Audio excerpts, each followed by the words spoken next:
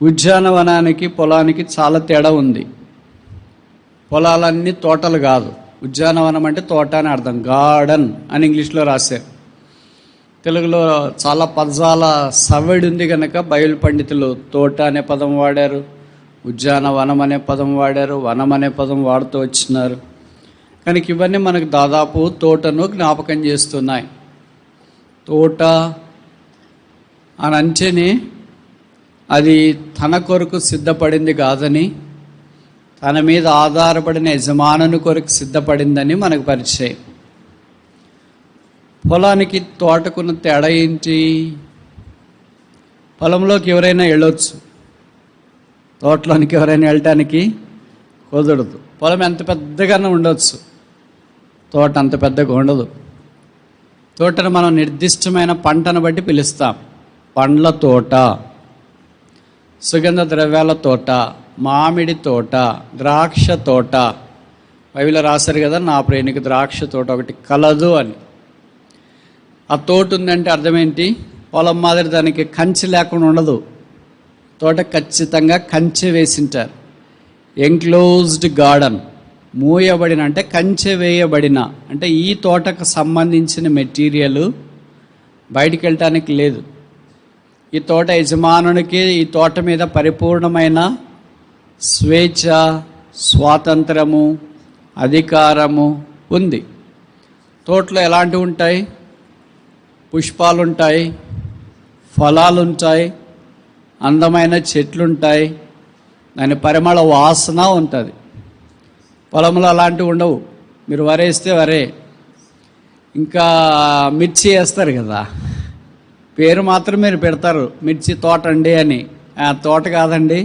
తోట అంటే ఆహ్లాదకరంగా ఉండాలండి. అక్కడ పోయి మీరు ఆహ్లాదకరంగా చెట్టు కింద కూర్చుంటారండి, మంచి వాసన వస్తుంది అంటారండి. కానీ మీరు సరదా కొరకు అలాగ పెట్టుకున్నారంటే, ఇది మిరప తోట అని లేకపోతే ఇంకే ఏదో తోటలని అలాగ పెట్టుకున్నారు. ఆ తోట అంటే అలాగ కాదు. ఒక అందమైన, ఒక వైవిధ్యమైన బృందావన్ గార్డెన్స్ అంటారు. అది మిరప తోట. హ్యాంగింగ్ గార్డెన్స్ అంటారు. బబులోన్లో వేలాడదీయబడిన తోటలు, రాష్ట్రపతి భవన్లో ఉండే తోటలు.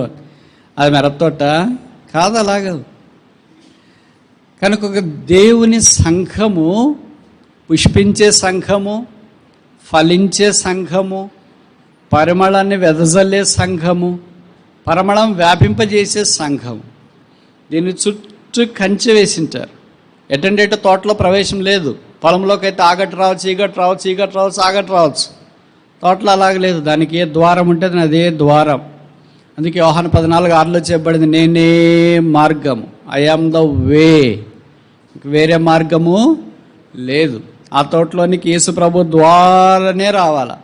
అటు ఇటు మార్గాల్లో వస్తానంటే కుదరదు. బైబిల్లో చాలా తోటలు ప్రస్తావన ఉంది. ఈ పరమగీతంలో కూడా తోటల గురించిన ప్రస్తావన చాలా సందర్భాల్లో చెప్పబడింది. ఉద్యానవనము అని కింద వచనాల్లో రాయబడింది, ఉద్యానము అని వచనంలో రాయబడింది. మెట్టుకు ఏది రాయబడిన ఇంగ్లీష్ బైబిల్ ప్రకారం garden, garden, garden, garden, garden, తోట, తోట, తోట. ఏంటి బైబిల్లో ప్రస్తావించబడిన తోటలు? ఒక 5 మీ గమనానికి తీసుకురావడానికి ప్రయత్నం చేస్తా. మొదటిది మనకు పరిచయం, ఆదికాండము 2వ అధ్యాయం 8వ వచనం. ఆదికాండము 2వ అధ్యాయము 8వ వచనం.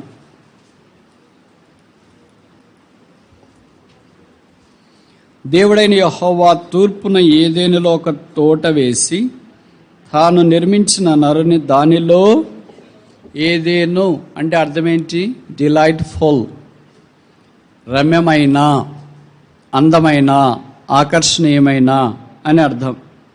ఇది తూర్పు వైపున నిర్వహించండి. ఒక మనుషుడు తోట వేస్తేనే అబ్బరు పడేటట్టు ఉంటుంది. బృందావన్ గార్డెన్స్ అంటే అబ్బా, మైసూర్కి వెళ్ళిన తర్వాత బృందావన్ గార్డెన్స్ చూడకుండా ఎలాగొచ్చామా అంటారు. ఆగ్రాకి వెళ్ళిన తర్వాత తాజ్మహల్ చూడకుండా ఎలాగొచ్చారా అంటారు. అరుణాచల్ ప్రదేశ్కి, హిమాచల్ ప్రదేశ్కి వెళ్ళిన తర్వాత హిమాలయాలు సందర్శించకుండా ఎలాగొచ్చామా అని అంటారు. అలాగే ఢిల్లీకి వెళ్ళిన తర్వాత రాష్ట్రపతి భవన్, ఆ తోటలు చూడకుండా ఎలాగొచ్చామా అని అంటారు. ఇక్కడ రాయబడిన మాట ప్రకారం దేవుడే ఒక తోట వేస్తే ఇంకెలాగుంటారు? ఏం వేసాడమ్మా? ఏం తోట ఇది? వెరీ గుడ్, చాలా డీప్గా చెప్పారు. ఏదేనో తోట. దీంట్లో అన్ని రకాలైన ఫలాలు వేసాడు. ఎన్నున్నాయో తెలియదు మరి నాకు, ఎవరైనా ఇక్కడ బాటనిస్టులు ఉంటే వాళ్ళకి తెలిసింటే. దీంట్లో ప్లాంట్ కింగ్డమ్ అంతా, అంటే వృక్షరాజ్యం అంతా దాంట్లోకి వచ్చింది. ఫ్లవరింగ్, నాన్ ఫ్లవరింగ్, అంటే పుష్పాలు కలిగింది వచ్చింది, పుష్పాలు లేనిది కూడా వచ్చింది. అంత రమమైన తోటలో ఒకే ఒక మనిషిని పెట్టినాడు. తోట నేను వెంటనే మనకేం గుర్తొస్తుందంటే ఆహ్లాదకరమైంది, ఆనందకరమైంది. అంటే మన భాషలో చెప్పుకోవాలంటే పార్క్ అనుకోండి. పార్క్కి తోటకి తేడా ఏంటంటే మన పార్క్లో ఫలించే చెట్లు ఉండవు, ఊరికే కొబ్బరి చెట్లు ఉంటాయి, తర్వాత ఏంటి క్రోటన్లు ఉంటాయి, తర్వాత ఏంటి పుష్పాలు వికసించే అదేమి కాగితాల పుష్పాలు, ఇవన్నీ మనకు పార్కులో కనిపిస్తాయి. తోట అంటే మామిడి చెట్లు, లేకపోతే మామిడి ఫలాలు వచ్చేవి కూడా దాంట్లో ఉంటాయి. సంఘం అలాంటి తోట యేసుప్రభు వారికి. అందుకే పచ్చివియు పండిన పండ్లు నా తోటలో ఉన్నాయి గనక నా ప్రియుడు వేం చేయనుగాక, తనకిష్టమైన ఫలమైన భుజించునుగాక. ఈ తోట మరి ఎలాగో ఫీడ్ కావాలా అంటే ఈ తోటకి నీళ్ళు ఎలాగ రావాలా? ఏదైనా తోట నీళ్ళు లేకపోతే ఏది నిలబడదు కదా, ఎండిపోద్ది కదా. కనుక ఈ తోటకి నీళ్లు రావటానికి ఒక నది గలదు. అది 4 పాయలైంది. తోట రావటానికి నది ఉంది. మనం కూడా దేవుని సంఘములో ఒక నది ఉంది. ఏంటి ఆ నది? కీర్తనలు 46, కీర్తనలు 46 4వ వచనం.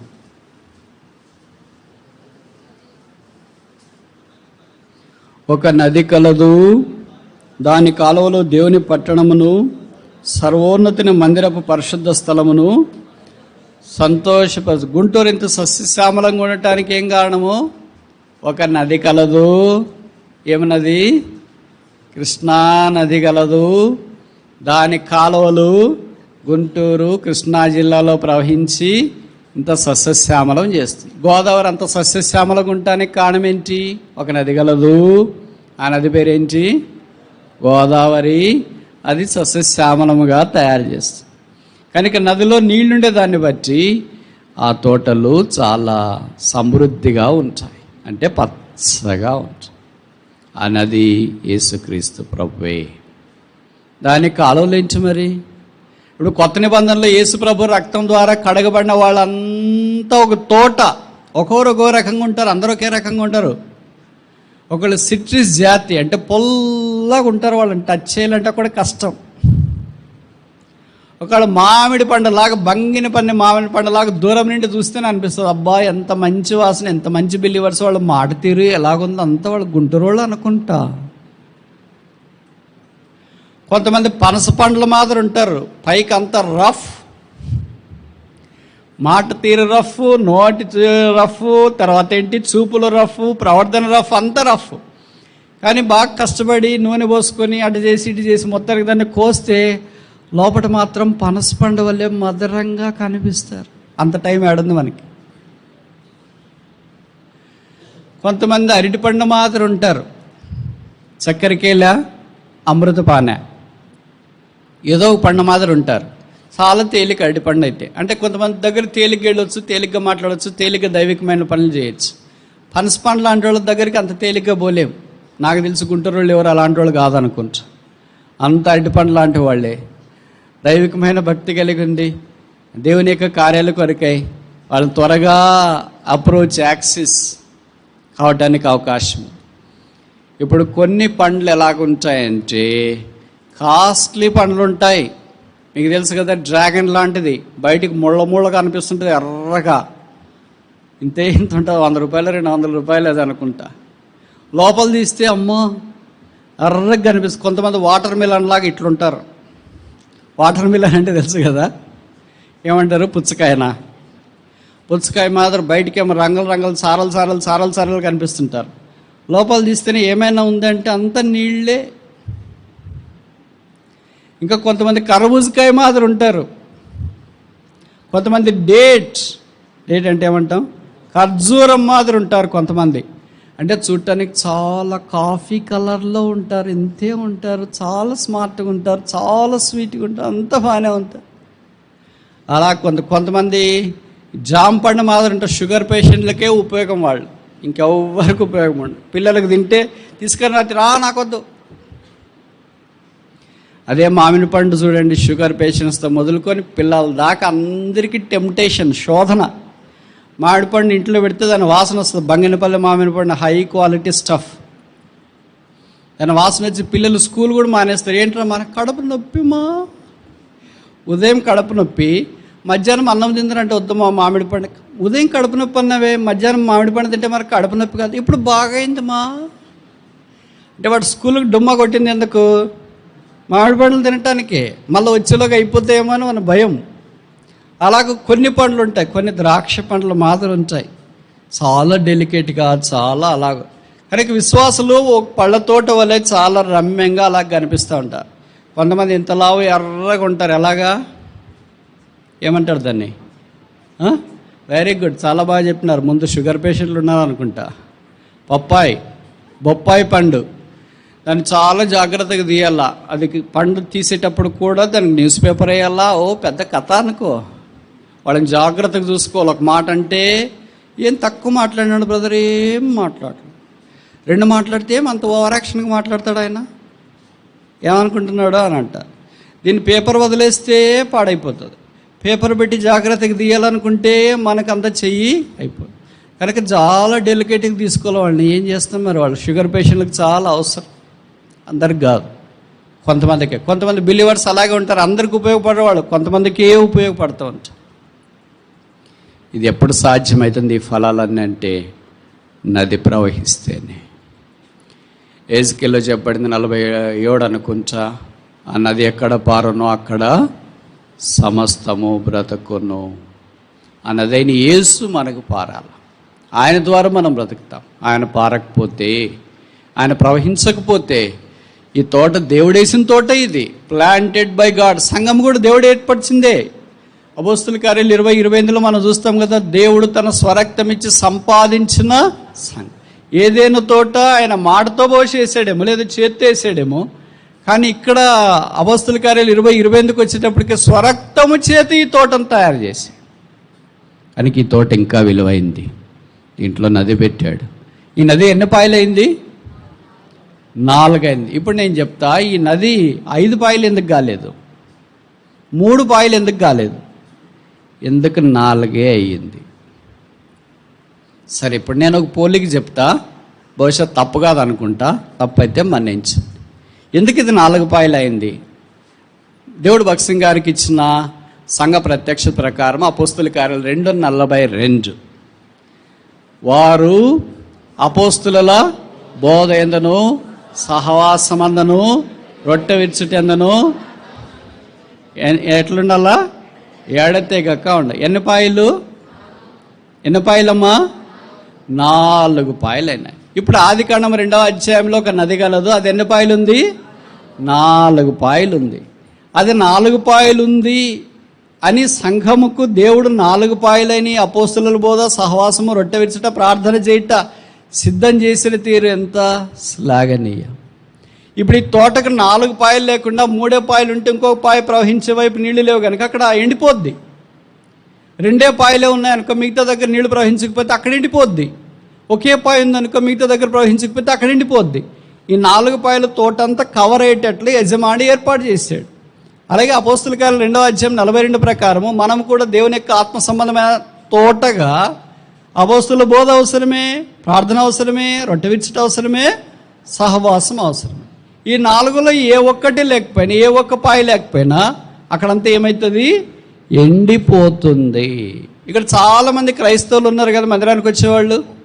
మరి మన సంఘం అనే తోటలోన ఈ 4 పాయలు ప్రవహిస్తున్నాయా లేదా ఒకే పాయ ప్రవహిస్తుందా? కొన్ని తోటలో ఒకటే ఉంటుంది, అపోస్తుల బోధ ఒకటే చెప్తూనే ఉంటారు, పాయింట్లు 3 పాయలు మిగతావి ప్రవహించవు. దానికి ఏమొచ్చింది? సిల్ట్ వచ్చింది. సిల్ట్ అంటే ఏమంటారు దాన్ని? పూడిక. గుంటూరు భాషలో ఏమంటారు? పూడికని. కాలువ పూడిపోద్ది. పూడికేనా? సిల్టేషన్ అంటాం. అంటే నీళ్లు ప్రవహించి కింద నుండి పైకి అంతా పూడికి వచ్చేస్తుంది, కాలువ పైకి వచ్చేస్తుంది. పొలంకి కాలువకి ఏం పెద్ద తేడా ఉండదు. దాన్ని ఏమంటామంటే సిల్టేషన్ అంటాం. పూడిక అంతా పూడిపోద్ది. కొంతమంది ఎలాగుంటారంటే పూడిక లేకపోయినా, అంటే ఇస్సాకు బావులు తవ్విన దినాల్లో అలాగే కదా, కొన్ని బావులు వారు పూడ్చివేసిరి. అలా కొన్ని వాళ్ళు పూర్తి చేసింటారు. ప్రార్థన అనేదో, వాక్యం అనేదో, తర్వాత ఏంటి సహవాసం అనేదో, రొట్టె విరుచుట అనేదో, ఏదో ఒక కాలంలో వాళ్ళు పూర్తి చేసిన. ఇంకో మాటలో చెప్పాలంటే కొన్ని కాలువలు ఏమైనాయంటే ఇదేంటి గుర్రపు డెక్క మొలిసింది. నేను చెప్పేవన్నీ మీకు బాగా అర్థమవుతాయి, ఎందుకంటే మీ గుంటూరు జిల్లాలో ఇవన్నీ స్పష్టంగా చూస్తారు. నీళ్ళ కాలువలు పోతూ ఉంది అనుకోండి, గుర్రపు డెక్క మొలిసింది కదా అంటే తెలుసుగా. ఏమంటారు మీరు? అదేనా? ఏమ్మా? ఆ గుర్రపు డెక్కనే మొక్కలు మొలుస్తాయి. మొలిసి ఏం చేస్తాయంటే నీళ్ళ ప్రవాహాన్ని అడ్డుకుంటాయి. నీళ్ళు ఇక్కడి నుండి అక్కడికి వెళ్లకుండా అడ్డుకుంటాయి. అప్పుడు ఏమైపోద్ది? అక్కడ కింద ప్రాంతంలో ఉన్న పొలాలు కానీ తోటలు కానీ నీళ్ళు అందక ఎండిపోవటానికి అవకాశం ఉంది. కొంతమంది విశ్వాసులు కూడా అలాగే, ఇది ఏదో ఒకటి మానేస్తున్నారు, మందిరికి వచ్చేది మానేస్తున్నారు, వాక్యం మానేస్తున్నారు, ప్రార్థన మానేస్తున్నారు, అపోస్తలుల బోధ మానేస్తున్నారు, రొట్టె విరుచుట మానేస్తున్నారు. కనుక గుర్రబడెక్క పెరిగిపోయింది, సాల్ట్ పెరిగిపోయింది, సిల్ట్ పెరిగిపోయింది. కనుక నీరు అందవలసిన దగ్గరికి అందట్లేదు. అక్కడ తోట ఎండిపోతుంది. నీళ్లు లేని తోట ఎలాగుంటుందమ్మా? యెషయా గ్రంథం 1వ అధ్యాయం 30 వచనం. Book of Isaiah chapter 1 verse 30.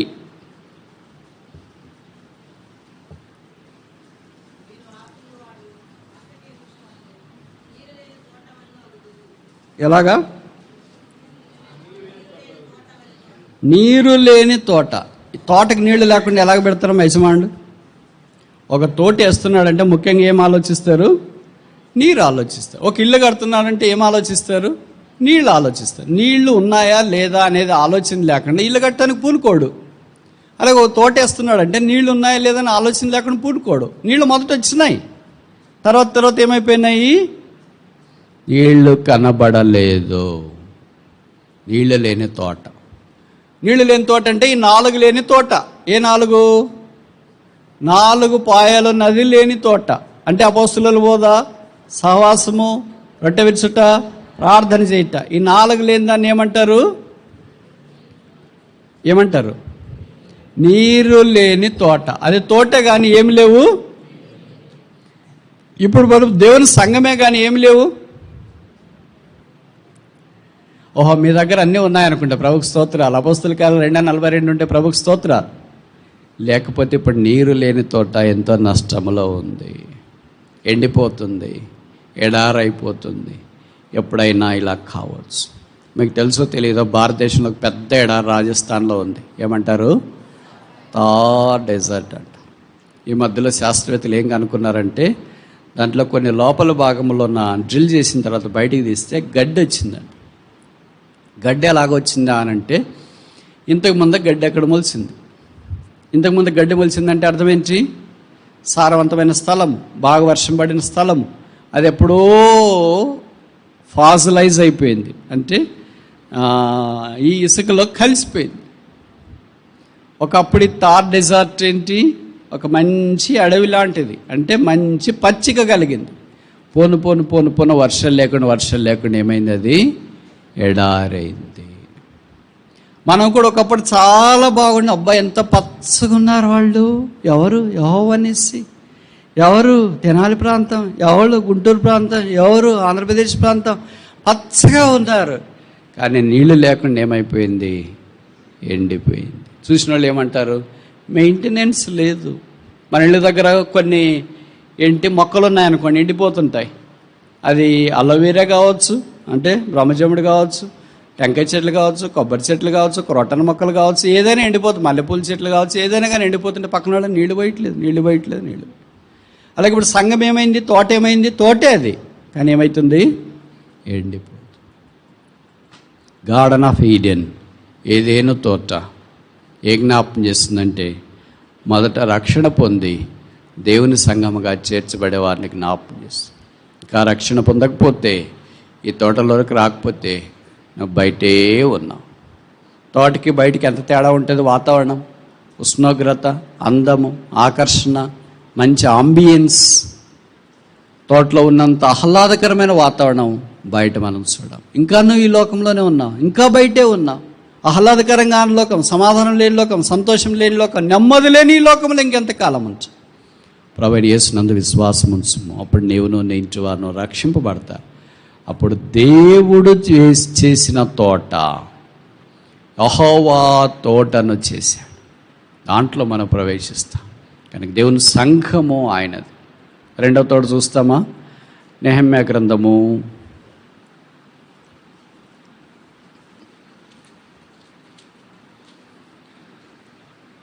3వ అధ్యాయము 15వ వచనం. Book of Nehemiah chapter 3 verse 15. Nehemiah 3:15. నేను మధ్య భాగం చదవనా?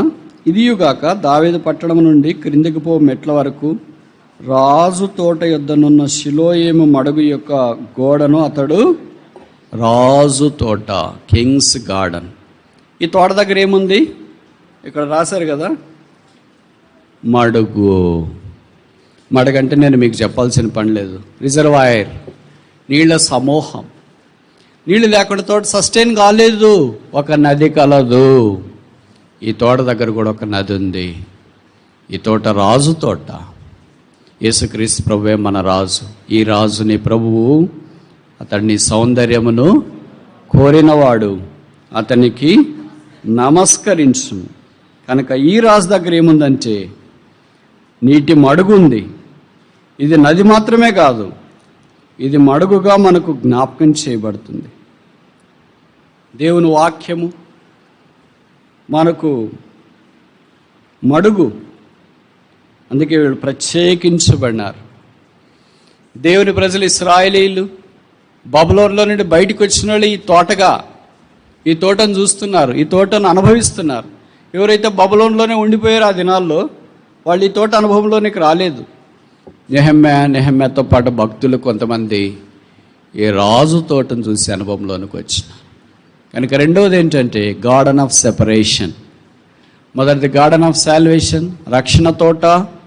రెండవది గార్డెన్ ఆఫ్ సెపరేషన్, ప్రత్యేకించబడిన తోట. ఈ తోట అనుభవంలో మనం రావాలని కోరబడుతూ ఉన్నాం. మూడవది చూస్తామా? యెషయా గ్రంథం 58వ అధ్యాయం 11వ వచనం. యెషయా 58వ అధ్యాయము 11వ వచనం.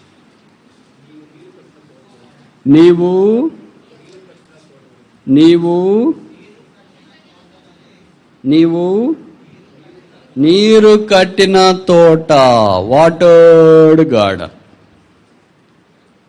మీరు కాదు, మొదట నీవు ఉంటే తర్వాత మీరు వస్తుంది. నీవే లేకపోతే మీరు ఎలాగొస్తుంది? ఎవరో నీళ్లు తీసుకొని నువ్వు కట్టుకోవడం కుదరదు. నీ పొలానికి నీళ్లు వస్తున్నాయా? నీ పొలానికి వచ్చే నీళ్లు నువ్వు కట్టుకుంటే ఆయన కూడా కట్టుకుంటారు. ఎవరో పొలానికి పోయే నీళ్ళు నువ్వు కట్టుకున్నావు అనుకో, గొడవలు జరుగుతాయి, ఇబ్బందులు, సమస్యలు వస్తాయి. కనుక ఈ నీరు నీదే. ఏంటి నీరు? యేసుక్రీస్తు ప్రభు వాక్యం, స్క్రిప్చర్స్. దేవుని వాక్యమే నీరు. ఈ నీళ్ళు లేకపోతే ఏమైపోతాం? ఎండిపోతాం. కనుక దేవుని వాక్యం లేకపోతే ఏమైంటామో మనకు తెలియదు. మన కష్టాల్లో, ఇబ్బందుల్లో, అవమానాల్లో, కృంగుదల్లో, వీటన్నిటిలో దేవుని వాక్యం మనకు నీరుగా నిలిచింది. నీరు కట్టిన తోట ఎప్పుడు ఉబుకుచూనుండేది. అందుకే మొదటి కీర్తనలో చెప్పబడింది అనుకుంటా కదా, యెహోవా ధర్మశాస్త్రము చొప్పున అనుదినము ధ్యానిస్తూ దీవారాత్రములు దాన్ని ధ్యానించువాడు ధన్యుడు, అతడు నీటి కాలువల యోరున నాటబడినవాడై ఆకువాడక తన కాలమంద ఫలమిచ్చు. వాక్యాలు కంటతా భలే చెప్తాం. అది జీవితంలో అది విస్మంతన్నా కొద్దిగా ప్రయత్నం చేయలే కదా, ప్రభువా నేను కూడా ఇలాగ ఉండటానికి సహాయం చేయని. కానీ దేవుని వాక్యము మనకు జీవితాన్ని మారుస్తుంది. దేవుని వాక్యం ప్రవహిస్తే మన హృదయాలు మెత్తగైతాయి. మన హృదయాలు ఇట్లే గట్టిగా ఉండటానికి కారణం ఏంటంటే దేవుని వాక్యం ప్రకటించట్లేదు, ప్రవహించట్లేదు. ఆ వాక్యం ప్రవహించినా మనం అంగీకరించడానికి ఇష్టపడట్లేదు. మనం అంతా ఎలాగుంటామంటే, మీరు ఏమనుకోద్దండి, కొంతమంది నన్ను అంటుంటారు, బ్రదర్ మీరు ఎక్కడికి వెళ్తే ఆ జిల్లా పేరు చెప్తారు, వాళ్ళు ఏమనుకోరా అని. చెప్పకపోతేనే వాళ్ళు అనుకుంటారు, బ్రదర్ చెప్తే చాలా సంతోషంగా ఫీల్ అవుతారు అని చెప్తుంది. కానీ గుంటూరు జిల్లా కూడా మంచి ప్రత్యేకమైన స్థానం ఏంటంటే నల్లరేగడి నేల. నల్లరేగడి నేల చాలా చాలా మంచిది. వేసవికాలం ఏమంటుందంటే నా అంత మునగాళ్ళు లేడు అంటుంది, అంతేనా? వర్షకాలం ఏమంటుందంటే నా అంత చెడ్డోడు లేడు అంటుంది. కాలు పెట్టడానికి లేదు, మనం ఏం పని చేసుకోవటానికి లేదు, ఎక్కడ పెట్టినా అంతా ఇంత అంటుకొని వస్తుంది బురద. కనుక మనం కూడా విశ్వాసాలు ఎలాగుంటామంటే ఆత్మీయంగా ఆదివారం వచ్చినప్పుడు అస్సలు మమ్మల్ని ఎవరనుకుంటే మేమంటే సోమవారం నుండి శనివారం దాకా కాలు పెట్టేకి లేదు. అమ్మా ఏంటది బురద, నల్లరాగడి. నీకు ఎక్కడికైనా పని చేయడానికి వస్తారు, ఎక్కడైనా పని చేయొచ్చు. పొలంలో అంటే కొండల్లో పోయి పని చేయొచ్చు, ఎర్రనేళ్ళలో చాలా తీవ్రంగా పనిచేస్తారు. నాకు తెలుసు కదా, రాయలసీమ ప్రాంతంలోన ఇప్పుడు వర్షం పడతా ఉంటే వెళ్ళి టమోటా నారు వేస్తారు. నేను చాలా తెలియకుండా ఆలోచించేవాడిని, వర్షం పడతా ఉంటే వెళ్ళి టమోటా నారు ఎలాగే వేస్తారు, ఆగిపోయిన తర్వాత వేయచ్చు కదా, రేపు వేయచ్చు, ఎల్లుంటే వేయచ్చు కదా అని నేనంటే వాళ్ళని. వర్షం పడేటప్పుడే వేయాలరా దీన్ని, అప్పుడే ఇది నాటుకుంటుంది. అది ఎర్ర నేలలు, అదే రాగటి నీళ్ళలో పోయి వేయటానికి కుదరదు. వర్షం ఎంత పడుతుంటే ఎర్ర నేలలకు అంత ఊరట. మరి ఎర్ర నేల నల్ల నేల చెప్పరేంటమ్మా? బయటికి ఎర్రగా ఉన్న నల్ల నేల మాదిరి ఉంటాము, బయటికి నల్లగా ఉన్న ఎర్ర నేల మాదిరి ఉండొచ్చు. నేలను బట్టి తోట వస్తుంది. నేల బాగాలేకపోతే సౌడు నేల అంటాం కదా, అక్కడ ఏ మొక్కలు పనికిరావు. అంటే లైమ్ స్టోన్ ఎక్కువ ఉంటుంది, సున్నప్రాయ ఎక్కువ ఉంటుంది, ఏది వేసినా వెంటనే కాల్చేస్తుంది, అది పైకి రాదు. అలాంటి పొలాలు కలిగిన విశ్వాసులు ఉంటే, అంటే హృదయాలు కలిగిన వాళ్ళు ఉంటే అక్కడ తోట రాలేదు. ఇది నీరు కట్టిన తోట. అంటే ఏ చెట్టుకి ఎంత నీరు అవసరం. పెద్ద చెట్లు ఉంటాయి ఎక్కువ నీరు కావాలి, చిన్న చెట్లు ఉంటాయి తక్కువ నీరు కావాలి. అందుకే కొంతమంది మీరు ఆత్మీయులు చాలా పెద్దవాళ్ళు ఉంటారు, ఎంత వాక్యం చెప్పినా ఏమంత అనిపించదు. కొంతమంది చిన్న సామాన్యుల వాళ్ళు ఉంటారు, కొన్ని పాయింట్లు చెప్తేనే అబ్బా ఈరోజుకి ఎక్కువ అయిపోయింది. నాకు కూడా కొంతమంది చెప్తుంటారు బయటకు వస్తే, బ్రదర్ 5 పాయింట్లే చెప్పండి బ్రదర్, మీరు ఎక్కువ చెప్పేస్తారు, ఒక్కోదానికి ఇంకొక 5, ఇంకోదానికి 5, ఇంకోదానికి 5 చెప్తే బయటకు వచ్చిన తర్వాత ఏం చెప్పినారో ఎగిరిపోయింది. నేనంటే ఎగిరిపోయే వాళ్ళకి అలాగే ఎగిరిపోతుంది, ఉండేవాళ్ళకన్నా ఎలాగ ఉంటుంది కదా. మరి కొంత అవగాహన వస్తుంది కదా వాక్యం మీద. మనకి అవగాహన రాకుండా వెంటనే మనం మూసేయడానికి కుదరదు. చెట్టుకు తగినంత గాలి అని ఎలాగంటామో, చెట్టుకు తగినంత నీరు కూడా దేవుడు మన కొరకై సిద్ధపరుస్తాడు. Thou shalt be a watered garden. నువ్వు నీరు కట్టిన తోట వలె ఉంచావు అంటే ఎండిపోవు, అంటే ఫలిస్తావు, అంటే దేవుడి కొరకై వర్ధిల్లి విస్తరించడానికి అవకాశం ఉంది. ఇప్పుడు ఎన్ని తోటలు చూసామ్మా? ఎన్ని చూసాము? 3. మొదటిదేంటి? ఈడెన్ గార్డెన్, ఏదేను తోట. స్పీక్స్ ఆఫ్ సాల్వేషన్, రక్షణ గురించి మాట్లాడుతుంది. ఆ తోట వేసినప్పుడు భూమి మీద పాపమే లేదు. పాపం అంటేనే భూమికి తెలియదు. భూమి అప్పటిదాకా శపించబడలేదు, భూమి ఆశీర్వదించబడింది. అప్పటిదాకా భూమిలో ఏమి లేవు, ముళ్ళ తొప్పలు లేవు. మనం తోట వేస్తే సగము న్యాచురల్ ముళ్ళ తొప్పలనే పెట్టింటాం, రేగి చెట్లు కంప చెట్లు అన్నీ అల్లేసింటాం సగం అవే. అప్పుడు తోట వేసినప్పుడు ఇట్లాంటివన్నీ ఏం లేవు. అన్నీ 3వ అధ్యాయంలో వచ్చే పాపాన్ని బట్టి. 2వ అధ్యాయంలో తోట పాపము లేని తోట, garden that has no sin. ఇప్పుడు రాజు తోట, అక్కడ మడుగు మనకు కనిపిస్తుంది, లైఫ్ ఆఫ్ సెపరేషన్, ప్రత్యేకమైన జీవితం. 3వది ఇక్కడ మనం గమనిస్తున్నాం, watered garden, speaks of scriptures, దేవుని వాక్యాన్ని ఇది మనకు జ్ఞాపకం చేస్తుంది. 4 చూసి ముగిస్తామా? అప్పటికే మీకు నీరసం వచ్చింది. లూకా సువార్త, యోహాను సువార్త 18వ అధ్యాయం మొదటి వచనము,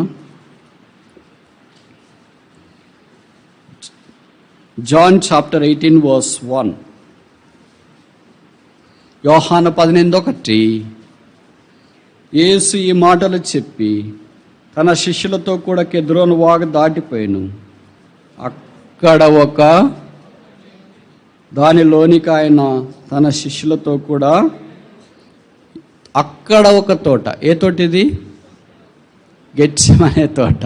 వెరీ గుడ్. అక్కడ తోట, గెత్సేమనే తోట. ప్రార్థన చేయడానికి యేసుప్రభువు ఆయన శిష్యులతో పాటు అప్పపడి వెళ్ళేవాడు కనుక గెత్సేమనే తోట ఏం జ్ఞాపకం చేస్తుందంటే లైఫ్ ఆఫ్ సప్లికేషన్, ప్రార్థనను జ్ఞాపకం చేస్తుంది. మన జీవితంలో ప్రార్థన ఎక్కువ మాట్లాడతాం, తక్కువ చేస్తాం కానీ కొన్నిసార్లు జవాబు రాదు. ఎందుకు రాదు? బతుకు బాగలేదేమో. ఏ నోటితో ప్రార్థన చేస్తామో ఆ నోటితోనే దూషిస్తాం, ఆ నోటితోనే అదేంటి మంచినీళ్ళు వస్తాయి, ఆ నోటితోనే ఉప్పు నీళ్ళు కూడా వస్తుంటాయి, ఆ నోటితోనే చక్కగా మాట్లాడతాము, ఆ నోటితోనే కాని మాటలు పలకటానికి ప్రయత్నం చేస్తాం. ఆశీర్వాద వచనము, శాప వచనము ఒకే ఊట్లో నుండి ఎలాగొస్తాయి? బయట రావట్లేదు, మనకు వస్తున్నాయి. బయట ప్రకృతిలో అలాగ జరగదు. మంచినీళ్ళు ఊట అంటే మంచినీళ్ళే వస్తాయి, మంచినీళ్ళు బావంటే మంచినీళ్ళే వస్తాయి, ఉప్పు నీళ్ళు బావంటే ఉప్పు నీరు వస్తాయి. మరి సంఘంలో అలా కాదు. ఎప్పుడు ఆదివారం మంచినీళ్ళు బావి, సోమవారం నుండి శనివారం దాకా కలిపినారు బోర్ వాటర్ కూడా దాంట్లోకి. కొంతమంది అడుగుతుంటాను నేను, బ్రదర్ మీకు మున్సిపాలిటీ వాటర్ వస్తాయంటే మంచి కృష్ణానది నీళ్ళు మంచిగా వస్తాయి బ్రదర్, అన్నిటికీ అవే వాడతారంటే లేదు బ్రదర్, తాగటానికి మాత్రం ఆ వేడి చేసుకొని ఫిల్టర్లు వేసుకొని ఆర్ఓలు వేసుకొని తాగుతాం. మిగతాది ఎట్లా అంటే బోర్ ఉంది బ్రదర్, మంచినీళ్ళు పడే లేదు బ్రదర్, ఉప్పు నీళ్ళు. మరి ఏం చేస్తాం? కలుపుతాం బ్రదర్. అవి ఇవి కలపటానికి అలవాటైనారు విశ్వాసులు. లోకము పరిశుద్ధత కలుపుతున్నారు, యేసు ప్రభుని సాతాన్ని కలుపుతున్నారు, పాపాన్ని ఈ దేవుని యొక్క వాక్యాన్ని కలుపుతున్నారు. అన్నీ కలుపుకొని తినాలని వాళ్ళు ప్రయత్నం చేస్తారు. ప్రార్థన అలా కుదరదు.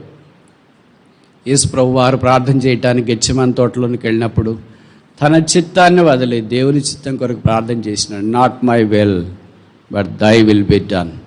నా చిత్తము కాదు, మీ చిత్తమే. కనుక నేను ఈ మాటలు చెప్తే మీరు అనొచ్చు బ్రదర్స్, కొన్ని విషయాలు చాలా రోజులుగా ప్రార్థన చేస్తున్నాం కానీ జవాబు రాలేదు అనే విసిగిపోకుండా ప్రార్థన చేస్తూనే ఉండాలి. ఎంతకాలం అని చేయమంటారు బ్రదర్? జవాబు వచ్చేదాకా. ఎప్పుడు వస్తుంది బ్రదర్? ప్రభు సమయంలో వస్తుంది. ప్రభు ఎప్పుడు అన్యాయం చేయడు. God would never be too late. దేవుడు ఎప్పుడు ఆలస్యంగా రాడు. God will never go ahead. ముందుగా ఎప్పుడు వెళ్ళాడు. మనం వాచ్లు పెట్టండి, ఇది వాచ్ పెట్టినారు అనుకో, ముందు పెట్టారా కరెక్ట్ పెట్టారా? ఎవరైనా కానీ ఏం చేస్తారు? ముందు పెట్టుకుంటారు. మనం ఇంట్లో అడిగితే ఎందుకు ముందు పెట్టారు? అయ్యో బ్రదర్ ముందు పెడితే కానీ పిల్లలు రెడీ గారు స్కూల్కి వెళ్ళటానికి కనుక 10 నిమిషాల ముందు. వాళ్ళకి కూడా ముందే తెలుసు. మమ్మీ అంటది రే టైం అయిందంటే మా 10 నిమిషాలు ముందు పెట్టినావులే అమ్మా. ముందు పెట్టడం వల్ల ఏం లాభం ఉంది? ప్రభు ఎక్కడ మనకింటే ముందు పోడు, అలాగని మన తర్వాత ఎప్పుడో పోదంలే అని అనుకోడు. Attends right time. సరైన సమయంలో ఆయన మన దగ్గరికి వస్తాడు. God is never too late. ప్రభు ఎప్పుడు ఆలస్యంగా రాడు. మనం అనుకుంటాం అంతే, అయ్యో ఇప్పుడు చేసింటే ఎంత బాగుండా, ఇలాగ జరిగింటే ఎంత బాగుండా. దేవుడు చేస్తాడు అనుకున్నాం కానీ చేయలేదు ఏంటి? దేవుడు మన పద్ధతిలో చేయడు. Our ways are different from the ways of God. Our will is different from God's will. Our works are different from God's works. మన పని దేవుని పని వేరే, మన చిత్తం దేవుని చిత్తం వేరే, మన మార్గాలు దేవుని మార్గాలు వేరే. కొంతమంది అనుకుంటారు బ్రదర్ యేసుప్రభుని నమ్మాను, అస్సలు అనుకున్నట్లే జరగట్లేదు బ్రదర్. అనుకున్నట్లు జరిగితే జీవితం ఎందుకవుతుంది?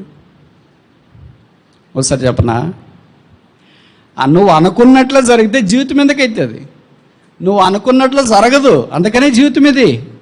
అయ్యో ఇట్లా అనుకున్నాను అట్లా అయిపోయిందే, అట్లా అయిపోతుంది, అందుకనే దాని జీవితము అని అంటారు. ఇది జరుగుతుంది అనుకున్నాను, అది జరిగింది. ఇలాగ ప్రార్థన చేసాను, అలాగ జరిగింది. కనుక నేను ముగించక మునుపు ఒక చిన్న మాట చెప్పనా? మీరు ఈ సంవత్సరము వ్యక్తిగత వాగ్దానాలు తీసుకున్నారు. జనవరి 1వ తారీఖు అంటే వాచ్నైట్ సర్వీస్ రోజు. కొంతమంది వాగ్దానాలు మర్చిపోయి ఉంటారు, బైబిల్లో పెట్టింటే ఎక్కడో పొలంలో ఆడగడ పడిపోయి ఉంటాయి. ఇప్పుడు బహుశా మీరు చేయకపోతే ఏం చేస్తారంటే ఇంటికి వెళ్ళిన తర్వాత మీ వాగ్దానాలని వరుసగా ఒక పేపర్లో రాసుకోండి. మీకు హ్యాండ్ రైటింగ్ అర్థమయ్యేటట్లు. మీరు రాసింది మీకు తప్ప ఎవరికి అర్థం కాదనుకో మీరు రాయొద్దండి, వేరే వాడితో రాయించుకోండి. అన్ని వరుసగా వాగ్దానాలు రాసుకొని దానికి ఎల్ ఫోల్డర్ అని ప్లాస్టిక్ ఉంటుంది, లేకపోతే లామినేషన్ చేస్తారు. 5 రూపాయలు ఇస్తే 10 రూపాయలు ఇస్తే చేసుకొని ప్రతిరోజు మీరు ఉదయం కానీ సాయంకాలం కానీ కుటుంబ ప్రార్థన చేసుకుంటే, లేదా 2 పూటలు కుటుంబ ప్రార్థన చేసుకుంటే, కుటుంబ ప్రార్థనకి భార్య భర్త పిల్లలు అందరూ కూర్చుంటే మధ్యలో వాగ్దానాలు పెట్టి ప్రార్థన చేసుకుని డాడీకి ఇది, మమ్మీకి ఇది, అంకుల్కి ఇదే, ఆంటీకి ఇది అని. ఫ్యామిలీ ప్రేయర్ అంటే ఎప్పుడు నువ్వే చేయొద్దు, నీ ప్రార్థనే దేవుడు ఆలకిస్తాడని అనుకోవద్దు. కుటుంబం అంతా ఉంది కదా, వాళ్ళు చేస్తారు, బ్రదర్ చేస్తారు, సిస్టర్ చేస్తారు, కొడుకు చేస్తారు, కూతురు చేస్తారు, అట్లా అందరు చేయాలా. మీరేమనుకుంటారంటే నేను చేస్తేనే దేవుడు వింటాడు, ఇంకెవరు చేస్తుందో అనుకుంటారు. అట్లేం కాదు, అదే తప్పు. ఫ్యామిలీ ప్రేయర్ అంటే అందరూ ఒకరోజు నువ్వు చేస్తే ఒకరోజు సిస్టర్, ఒకరోజు కొడుకు, ఒకరోజు కూతురు, అట్లా వరుసగా ఏజ్ ప్రకారం. కొంతమంది ఎగరగొడుతుంది ఫ్యామిలీ ప్రేయర్, కొంతమంది చేయని వాళ్ళని వదిలేయండి, ఎందుకంటే వాళ్ళు స్టేజ్ దాటిపోయారు. అప్పుడే వాళ్ళు స్టేజ్ దాటిపోయిన వాళ్ళని వదిలేయండి. స్టేజ్లో ఉన్నోళ్ళు చేసేవాళ్ళు మీరు చేయండి. మీరు వాగ్దానాల యొక్క నెరవేర్పు చూడండి. వాగ్దానం దేవుని మాట దేవునికి ఎత్తిపట్టినప్పుడు ఆయన అబద్ధం మాట నేరం దేవుడు. ఆయన ఎప్పుడు తప్పు చేయడు, ఆయన ఎప్పుడు పొరపాటు చేయడు. దిస్ గార్డెన్ ఆఫ్ సప్లికేషన్, ప్రార్థనా తోట. మనకు అన్ని తోటలు ఉంటాయి కానీ ఈ తోట ఉండదు. ఏ తోట? ప్రార్థన తోట దగ్గరికి వస్తే అంత ఎండిపోయింది. ఏంటమ్మా అంత ఎండిపోయింది అంటే ప్రార్థన చేయట్లే. ఏంటి బ్రదర్ అంత ఎండిపోయింది అంటే ప్రార్థన చేయట్లేదు. మిగతా రక్షణ తోట బాగుంది, పచ్చగా ఉంది, 4 పాయలై పారుతుంది నది. రెండవది ఏంటి? రాజు తోట ప్రత్యేకమైన జీవితం, ఇది కూడా బాగానే ఉంది, మడుగుంది అక్కడ. మూడవది ఏంటి? వాటర్డ్ గార్డెన్, దేవుని వాక్యం. చాలా అధ్యాయులు చదువుతున్నారు, కడత పెడుతున్నారు, స్మార్ట్ ఫోన్లో ఉంది, ఇంగ్లీష్ చదువుతుంది, తెలుగు చదువుతున్నారు, అన్నీ బాగానే ఉన్నాయి. 4వ తోట దగ్గరికి వచ్చేటప్పటికి ఎండిపోయింది. ఏంటమ్మా ఈ తోట? ఏంటి బ్రదర్ ఈ తోట? ఇది బ్రదర్ ప్రార్థన తోటలే అండి. టైం లేదండి. మనకు అన్నిటికీ టైం ఉంటుంది, ముఖ్యంగా మొబైల్ చూడటానికి ఎంత టైం ఉంటుందో, కానీ ప్రార్థన చేయటానికి అస్సలు టైం దొరకదు అనేవాళ్ళు చాలామంది. If you have no time for prayer, you have no time for preaching. ఇంకోసారి చెప్పనా? If you have no time for prayer, you have no time for preaching. నీకు ప్రార్థన చేయటానికి సమయం లేకపోతే బోధ చేయటానికి టైమే లేదు. మరి చేస్తున్నాను కదా బ్రదర్ అంటే నువ్వు చేసుకుంటున్నావు అంతే, అది వేరే విషయం. ప్రార్థనను బట్టి చేసే బోధ కాదు అది. If you have no time for prayer, you have no time for anything. నీకు ప్రార్థన చేయటానికే సమయం లేకపోతే నీకు ఏ దైవిక పరిచయం చేయటానికే సమయం లేదు. కనుక దేవుని బిడ్డలారా, దేవుని పరిచయం చేసేవాళ్ళారా, చేతులు జోడించి మీకు మనవి చేసేది ఏంటంటే డిసిప్లిన్, క్రమశిక్షణ చాలా ప్రాముఖ్యం. శిష్యుడు అంటే అర్థం ఏంటి? డిసైపుల్ అంటే క్రమశిక్షణ కలిగిన వాడు. ఎవరు క్రమశిక్షణలోనికి వస్తారో వారే శిష్యులు అవుతారు. క్రమశిక్షణలోనికి రాని వాళ్ళు శిష్యులు కాదు. వాళ్ళు ఎవరు మరి? గొప్ప జనసమూహం. వాళ్ళు ఎవరు మరి? జనసమూహం. వాళ్ళు ఎవరు మరి? రొట్టెలు చేపలు తినడానికి వచ్చిన వాళ్ళు. మరి ఎవరు శిష్యులు? 12 మంది ప్రభువు పాదాల దగ్గర కూర్చోటానికి ఇష్టపడేవారు. ఇది చాలా తగ్గించేశారు. ఉదయం లేచిన మొదలుకొని రాత్రి పడుకునేదాకా. మీరు పెళ్ళప్పుడు ఏమైనా వాగ్దానం చేశారు చెప్పండి? చాలా సైలెంట్గా తెలివైన వాళ్ళు ఇదే చుడుకుంటాడు తెలివంటే. పెళ్లి చేసుకునేటప్పుడు ఏమైనా ప్రమాణం చేశారు? నా దినాన్ని మోకాళ్ళతోనా, బైబిల్తోనా, కుటుంబ ప్రార్థనతోనా ఆరంభించి కుటుంబ ప్రార్థనతోనా ముగించుదునని ప్రమాణము. నేను చేయనోడు చెప్తున్నాడు, చేసిన వాళ్ళు చెప్పడానికి ఏంటి?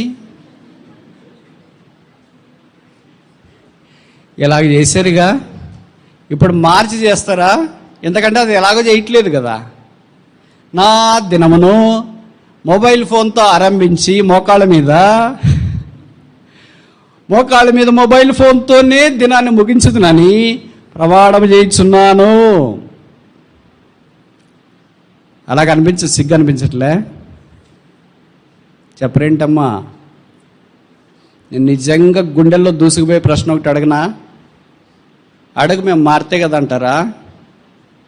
రోజు నువ్వు బైబిల్తో గడిపే సమయం కంటే నీ మొబైల్ ఫోన్తో గడిపే సమయం ఎక్కువ తక్కువ? అబద్ధం చెప్పొద్దు. శుక్రవారం ఉపవాసం ఉన్నారు కొంతమంది. నీవు మొబైల్ ఫోన్తో వేరే విషయాల్లో, అంటే వాక్యానికి సంబంధించి లేదా యూట్యూబ్లో మెసేజ్ లైవ్ వినటానికి దానికి సంబంధించి కాకుండా వేరే, నీకు తెలుసు కదా చెత్త, అది ఎవరు చెప్పాల్సిన పని లేదు, నీ చెత్త నీకే తెలుసు, నీకే అర్థమవుతుంటుంది. నేను ఇదంతా వేస్ట్ చెత్త, ఊరికి అది ఇది ఏదేదో చూసిన తర్వాత ఏమో అబ్బా రేపటి నుండి మా అనుకోవాలి, నాలాంటి సేవకుడు ఇలాగ చేస్తే ఎలా, నాలాంటి విశ్వాసం ఇలాగ చేస్తే ఎలా, నాలాంటి బోధకుడు ఇలాగ చేస్తే ఎలా, రేపటి నుండి ఇంకేం లేదనుకుంటాడు. వెంటనే కాలం మోగుతుంది, అయ్యి ఇదొక్కటేలే. ఇలాగ వారాలు, నెలలు, సంవత్సరాలు గడిచి ఎండిపోయిన తోట. అదొకసారి మంచి తోటే, ఒకసారి ప్రార్థన అంటే మోకాళ్ళ మీదకి వచ్చిన తోటే. ఇప్పుడు ప్రార్థన అంటే మోకాళ్ళకి రావట్లేదు. ఒకసారి ప్రార్థన అంటే గంటలు చేసిన తోటే, ప్రార్థన కొరకు సవాలు విసిరిన తోటే. ఇప్పుడు ప్రార్థన చేస్తామంటే తప్పించుకొని పోయే తోట. ఒకసారి ప్రార్థన కూడికంటే ప్రజలు తండోపతండాలకు వచ్చేవాళ్ళు, ఇప్పుడు మొబైల్ ఫోన్లు అంటే ఆట. మీరు ఊహించండి. నేను ఈ మాట చెప్తే మీరు అంటారు కదా, అవును బ్రదర్ చాలా ఇంపార్టెంట్ ఉంటాయి కదా అందుకే అటెండ్ అవుతున్నామని. మొబైల్ ఫోన్ లేకున్నప్పుడు ఎలాగ బతికారు మరి చెప్పరేంటి? ఇప్పుడు మీరు కింద కూర్చొని మాట్లాడతారు, స్టేజ్ మీద కూర్చొని మాట్లాడతారు, పైకి వెళ్ళి మాట్లాడతారు మొబైల్ ఫోన్తోన. మొబైల్ ఫోన్ లేకుండా ల్యాండ్ ఫోన్ ఉన్న దినాల్లో ఇలా ఇంతకంటే పరిచయం చేశారా లేదా? మీటింగులు జరిగాయా లేదా? ఆత్మీయంగా జరిగిందా లేదా? దైవ కార్యాలు జరిగినాయా లేదా? దేవుని హస్తం చూచినారా లేదా? ఏ ఒక్కరైనా చేరిన వారు వినేవాళ్ళు మేము ఇంతకు ముందు ఇలాంటి దైవ కార్యాలు చూడలేదని చెప్పగలరు? ఖచ్చితంగా మనం చెప్పగలము ఇప్పుడు అలాంటి కార్యాలు చూడట్లేదని. ఎందుకంటే ఆ తోట ఎండిపోయింది. గెత్సేమనే తోట లేదు.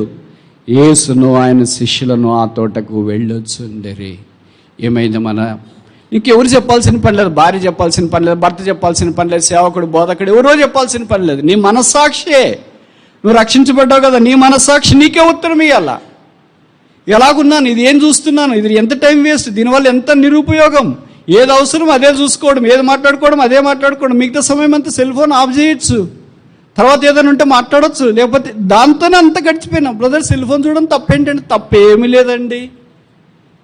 కానీ తప్పులేనివన్నీ పరిశుద్ధమైనవి కాదు. ఒకసారి చెప్పనా?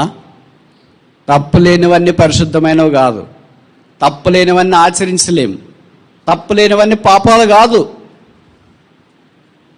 కానీ తప్పులేంది మన సమయాన్ని పూర్తిగా నాశనం చేస్తుంది. అందుకని ఎండిపోయా. బయట నోట్లో నుండి బయటికి వాక్యం రావట్లేదు. ప్రార్థన చేసిన జీవం లేదు, సువార్తకి వెళ్ళినా జీవం లేదు, ఎక్కడ మాట్లాడుతున్నా జీవం లేదు. ఎంత విషాదకరమైనది. ఎన్ని వ్యర్థం చేస్తున్నారు. ఎన్ని వ్యర్థాలు చేసినా సరే ఎవరిని ఒక మాట గద్దించడానికి లేదు. ఎవరు నన్ను గద్దిస్తే నేను నన్ను గురించి చెప్పాడు, ఎవరు చెప్పారో ఆయనకే అని అనుకుంటా. మీకు ఒక విషయం చెప్పనా అంటే, అప్పుడు భక్సింగాళ దినాల్లో ఇప్పుడు ఎవరు నేను చెప్పడానికి ఏం ధైర్యం చేయలేను అనుకో. చెప్పినా కూడా ప్రజలు ఇనే స్థితిలో లేరు. ప్రతిదానికి కౌంటర్ నేర్చుకున్నారు. నీ జీవితంలో కౌంటర్ వేసేది నేర్చుకున్నంత దాకా నువ్వు ఆత్మీయంగా వృద్ధి పొందలేవు. ఎప్పుడైతే జీవితంలో ఎస్ లార్డ్, అవును ప్రభువా, చిత్తం ప్రభువా అనేది వస్తుందో అప్పుడే వృద్ధి పొందటానికి అవకాశం.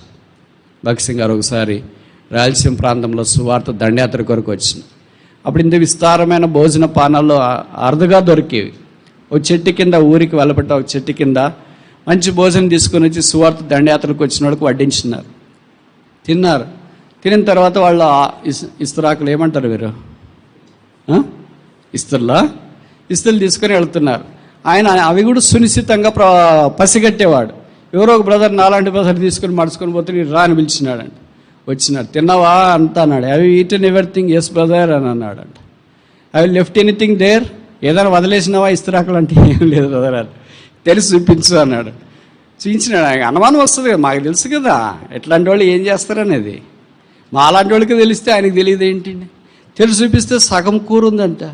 ఇటు వై ఆర్ వేస్టింగ్, ఎందుకు వ్యర్థం చేస్తున్నా? ఇది నీ శరీరానికి ఏమైనా నష్టమా అంటే, ఏమైనా దురద వస్తుందా, జిల్ల వస్తుందా, వాపు వస్తుందా, అలర్జీనా, ఏమైనా నీ శరీరానికి ఇది పడతా?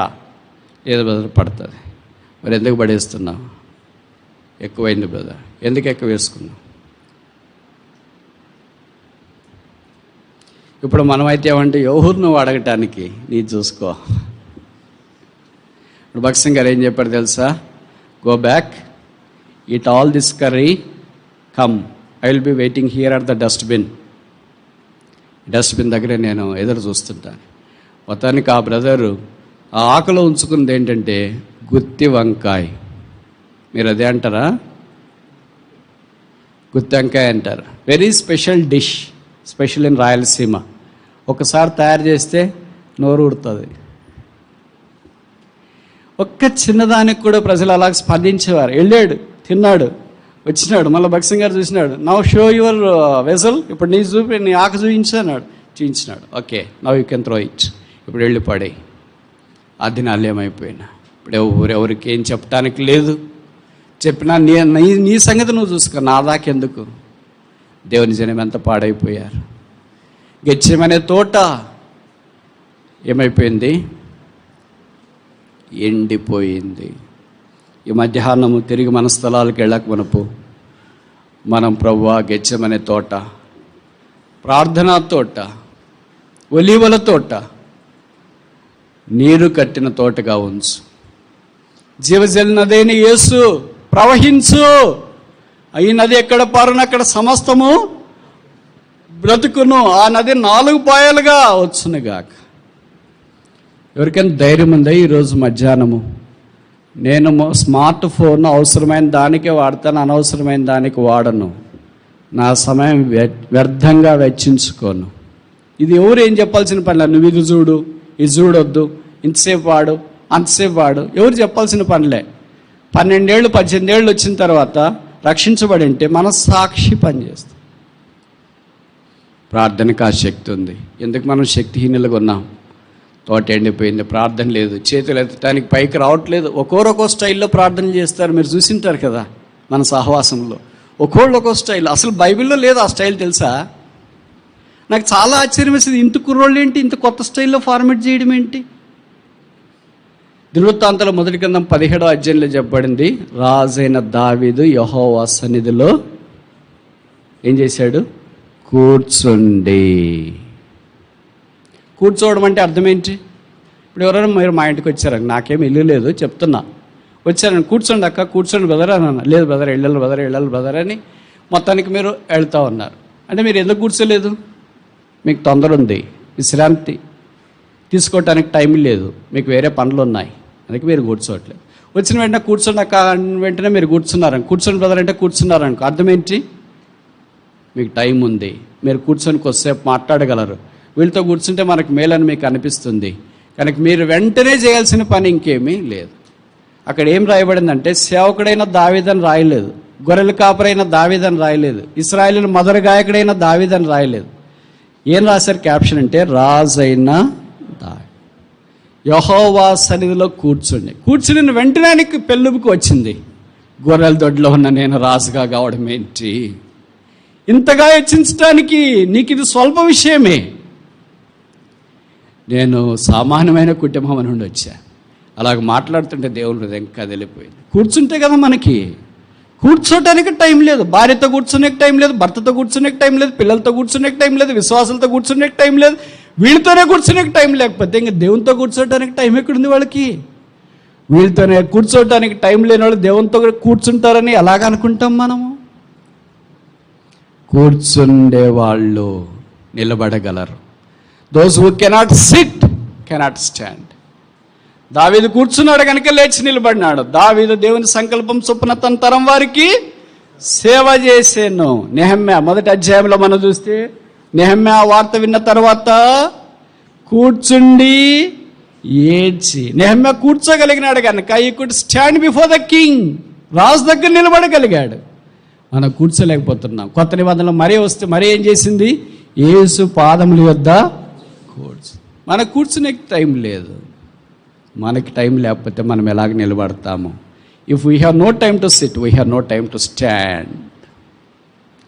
కూర్చోవటానికి టైం లేకపోతే నిలబడటానికి టైం లేదు. ఈ రెండు లేవు కనుక ప్రార్థన చేయటానికి శక్తి లేదు. ప్రార్థన చేయటానికి లేదు కనుక తోట ఎండిపోయింది. వ్యక్తిగత కుటుంబ సంఘ జీవితాలు ఎండిపోయాయి. ఓసారి పచ్చగా విరబోసింది. ఎంతోమంది వచ్చి కూర్చున్నారు దాని కింద. నీరు చాలా బాగుంది, ఆదికాండం 18వ అధ్యాయం అబ్రహాం దగ్గరకు 3 వ్యక్తులు వచ్చినారు. అబ్రహాం ఏమన్నాడు? ఈ చెట్టు కింద నీడన విశ్రాంతి తీసుకునండి, అలసట తీర్చుకునండి. ఇప్పుడు ఆ చెట్టు ఏమైపోయింది? ఎండిపోయి. మనుషులు అలసటతో వస్తున్నారు, అలసటతో మాట్లాడుతున్నారు, అలసటతోనే వెళ్ళిపోతున్నారు. అలసట తీరట్లేదు. యోహాను సువార్త 4వ అధ్యాయం, యేసు సుకార్ అన్న గ్రామంలోనికి వచ్చి అలసి ఉన్న రీతిగా బావి యొద్ద యేసును కూర్చోబెట్టి, ప్రభువా మా ఇంటికి వచ్చి కూర్చో. 3 వ్యక్తులు వచ్చినారు. తండ్రి అయిన దేవుడు, కుమారుడైన దేవుడు, పరిశుద్ధాత్ముడైన దేవుడు. ప్రభువా మా దగ్గర కూర్చో. అలాంటి సంఘాలు లేవా? అలాంటి విశ్వాసులు లేరా? అలాంటి సేవకులు లేరా? అలాంటి బోధకులు లేరా? నిలబడిన యేసుని నిలబెట్టే పంపిస్తున్నారా? వచ్చిన 3 వ్యక్తులను అలాగే పంపిస్తున్నారా? లోతు అలాగే పంపించినాడు. విషాదకర. ఈ మధ్యాహ్నం తీర్మానం ఏంటి? ముగించక మనకు ఒక విషయాన్ని చెప్పి ముగిస్తాం. దేవుడు ప్రార్థన ఆలకిస్తాడు, జవాబిస్తాడు. అదొక ఊరు, భార్య భర్తలు ఉన్నారు, వారికి ఒక కుమారుడు ఉన్నాడు. అల్లార ముద్దుగా పెంచుకున్నారు. జీవితం మనం అనుకున్నట్లు జరగదు.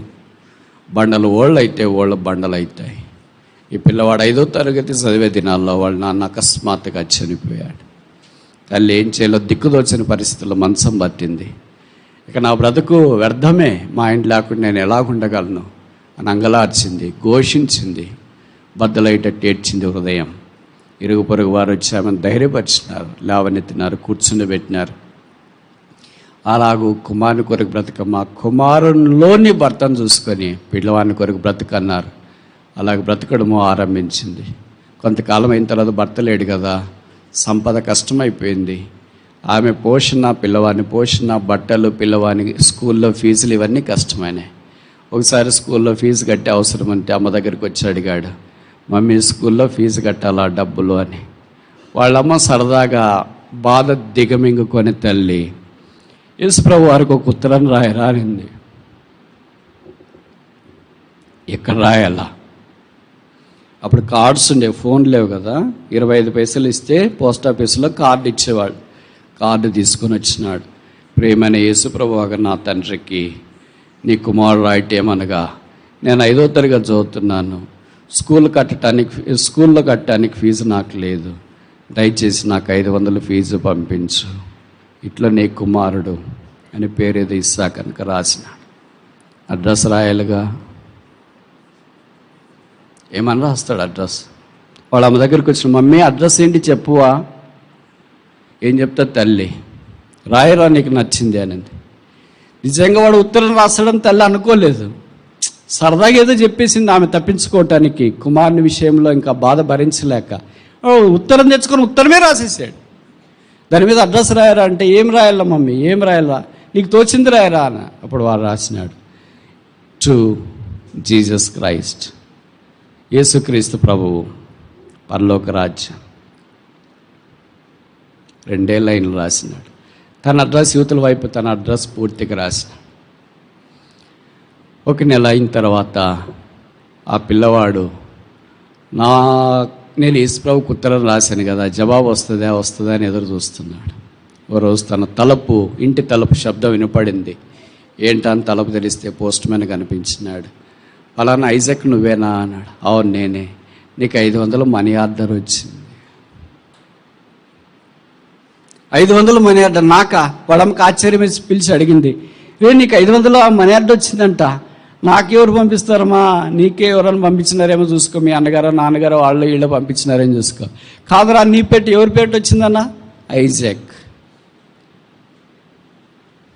500 వచ్చింది. దాంట్లో ఉత్తరంలో ఆ మనీ ఆర్డర్ కింద 2 మాటలు రాసే స్థలం ఉంటుందిలే. మీకు ఇప్పుడు కాలం వాళ్ళకి తెలియదు, పాతకాలం వాళ్ళకి తెలుసు. నా ప్రియమైన కుమారుడా, యేసు ప్రభువు నీకు పంపిస్తున్నా.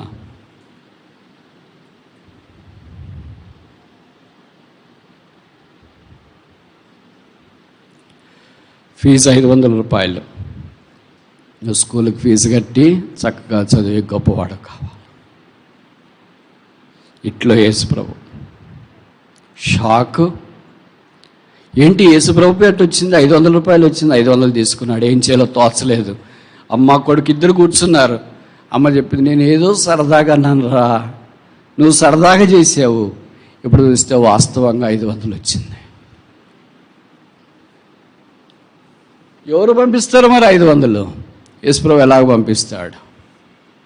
500 వచ్చిందనే సంబరం కంటే 500 ఎలాగొచ్చిందనే ప్రశ్న వాళ్ళ మనసులో ఎక్కువ మెదడం ఆరంభించింది. అందుకే ఓ దినాన్న ఈ పిల్లవాడు తల్లి ఇద్దరు కలిసి పోస్ట్ ఆఫీస్కి వెళ్ళారు.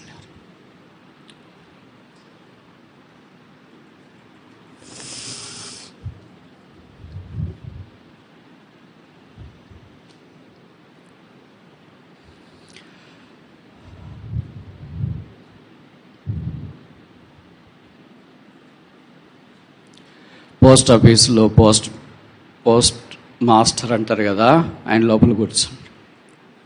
ఆయన అడిగి తల్లి కుమారులు అడిగారు, మేము ఉత్తరం రాసి ఇక్కడికి వేసాము, 500 మాకు వచ్చినాయి, ఎట్లొచ్చినాయో తెలియదు, ఇది ఎవరికైనా వేరే వాళ్ళకి వెళ్ళేదేమో, మాకు పంపించినారేమో, ఇదిగో 500 తీసుకోండి, వేరే వాళ్ళకి ఎవరికైనా ఉంటే పంపించు.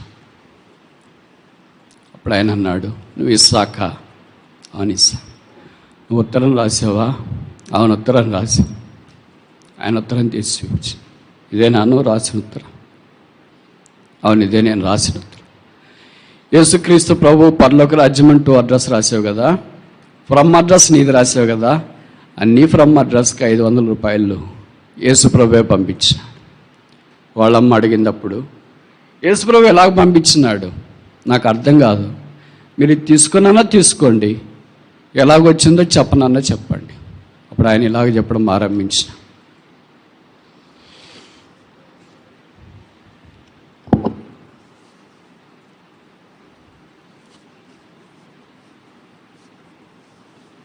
నేను కూడా క్రైస్తవుడిని,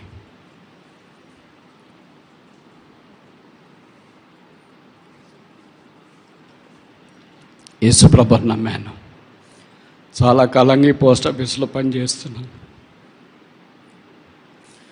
నా దగ్గర 500 రూపాయలు ఎవరికైనా పేదవాళ్ళకి సహాయం చేయాలనుకున్నాను.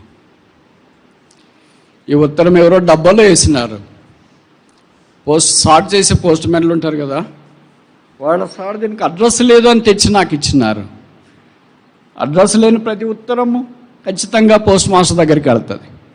ఆయన చూశాడు, ఇది అడ్రస్ లేదా, ఎవరికి వెళ్ళాలో అడ్రస్ లేదా, తన దగ్గర పెట్టుకున్నాడు. ఫ్రమ్ అడ్రస్ ఉందా? ఉంది అనుకో.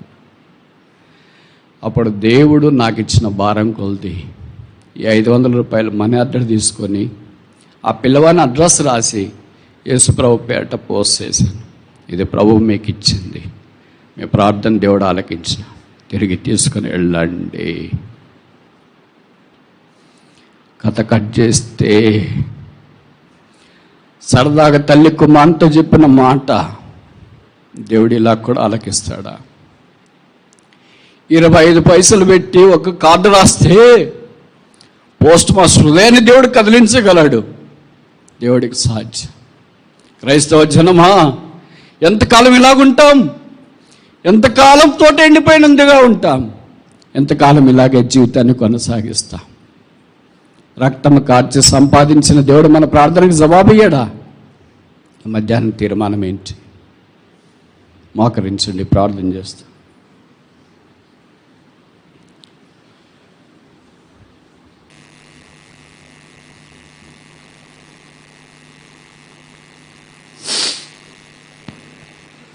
ఎవరు యేసును అంగీకరించలేదో, పాపక్షమాపణ పొందలేదో, తోటగా లేరు వాళ్ళు.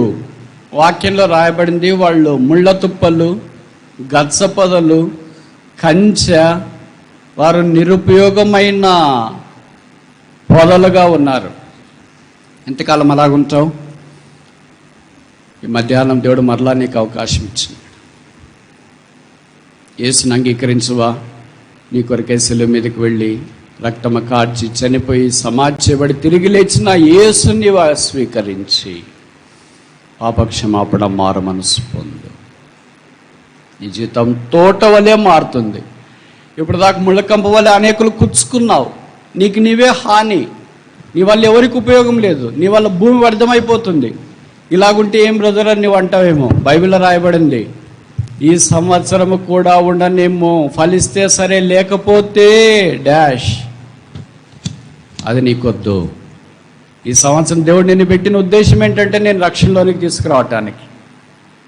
కానీ ఎవరైనా ఎక్కడైనా యేసు ప్రభువా నేను పాపిని, నా హృదయంలోనికి రా, నా జీవితం ముళ్ళ పొదవలే గచ్చ పొదవలే ఉంది, కంచెవలే ఉంది, తోటగా చెయ్యి, పాప క్షమాపణతో నన్ను ఆశీర్వదించని కోరేవారు ఉంటే మేము మీ కొరకు ప్రార్థన చేయడానికి వీలుగా మీ కుడి చేతిని తలకు పైగా కనబడేటట్టు ఎత్తి ఉంచండి. మేము మీ కొరకు ప్రార్థిస్తాం.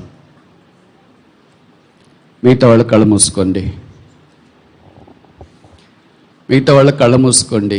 యేసు ప్రభువా నా హృదయంలోనికి రా, నా పాపాలు క్షమించు, నా జీవితాన్ని మార్చు, నన్ను పరిశుద్ధపరచని కోరేవారు ఎవరైనా ఉంటే పైన కానీ కింద కానీ మీ కుడి చేతిని తలకు పైగా కనబడేటట్టు ఎత్తి ఉంచండి. మేము మీ కొరకు ప్రార్థిస్తాం. సోదరి, దేవుడు మీ పాపాన్ని క్షమించును గాక, మీ జీవితాన్ని మార్చును గాక, మిమ్మల్ని రక్షించును గాక. వెనక సిట్అవుట్లో కూర్చున్న వాళ్ళు, కింద కూర్చున్న వాళ్ళు, ఆన్లైన్లో దేవుని ఒక వాక్యం వింటున్న వారు, మీరు ఎవరైనా సరే యేసు ప్రభువా నా హృదయంలోనికి రా, నా పాపాలు క్షమించు అని ప్రార్థన చేస్తే మేము మీ కొరకు ప్రార్థన చేయడానికి వీలుగా మీ కుడి చేతిని తలకు పైగా కనబడేటట్టు ఎత్తి ఉంచండి. మీ కొరకు ప్రార్థిస్తాం. ఇంకెవరైనా ఎక్కడైనా ఉన్నారా?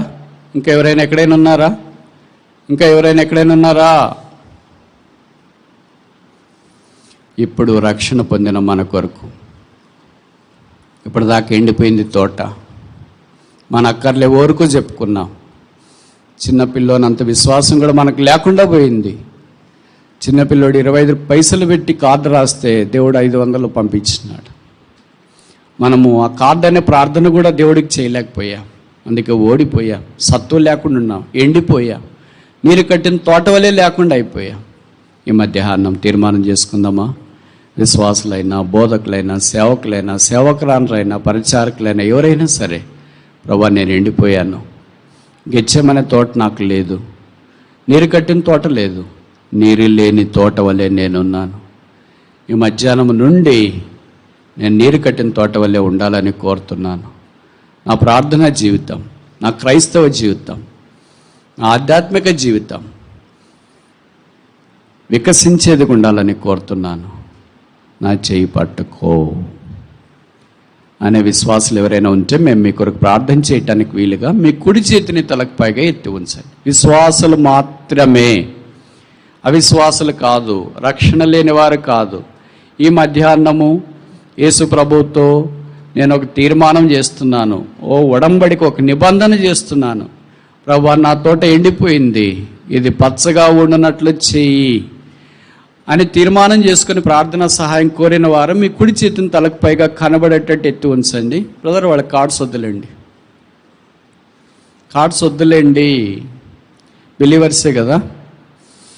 ఇంకెవరైనా సోదరి దేవుడు మిమ్మల్ని కరుణించును గాక, సోదరుడు దేవుడు మిమ్మల్ని కరుణించును గాక, మీ తీర్మానం ఆమోదించును గాక, మిమ్మల్ని అంగీకరించి మిగతా వాళ్ళు కళ్ళు మూసుకొని ప్రార్థన చేయండి. కళ్ళు తెరుచుకొని అటు ఇటు చూడొద్దు. ఎండిపోయావు కదా, ఇంకా కళ్ళు తెరుచుకొని చూస్తావేంటి? సత్తువు లేదు కదా, ఇంకా కళ్ళు తెరుచుకొని చూస్తావేంటి? ఎండిపోతే ఏం చేస్తారు నీకు తెలుసు కదా. పొలము యజమానుడు వస్తాడు, నిప్పు పెడతాడు, కాల్ చేస్తాడు, ఇంకా అదంతా అక్కడి నుండి లేకుండా పోతుంది. ఆ స్థితి వద్దు. ఎండిపోయింది, ఇప్పుడు తిరిగి చిగురించాలా.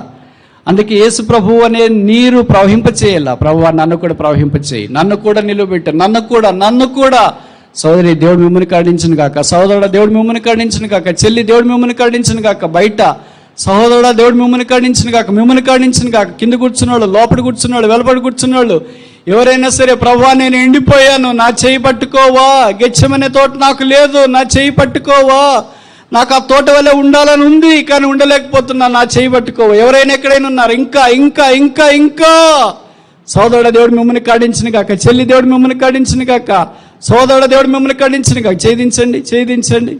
ఇంకా కింద ఎవరైనా ఉన్నారా? కింద, వెలపట్ట, బయట, శామానే కింద, అటు ఇటు. యేసు ఎండిపోయిన నా తోటలోనికి నీవు ప్రవహించు,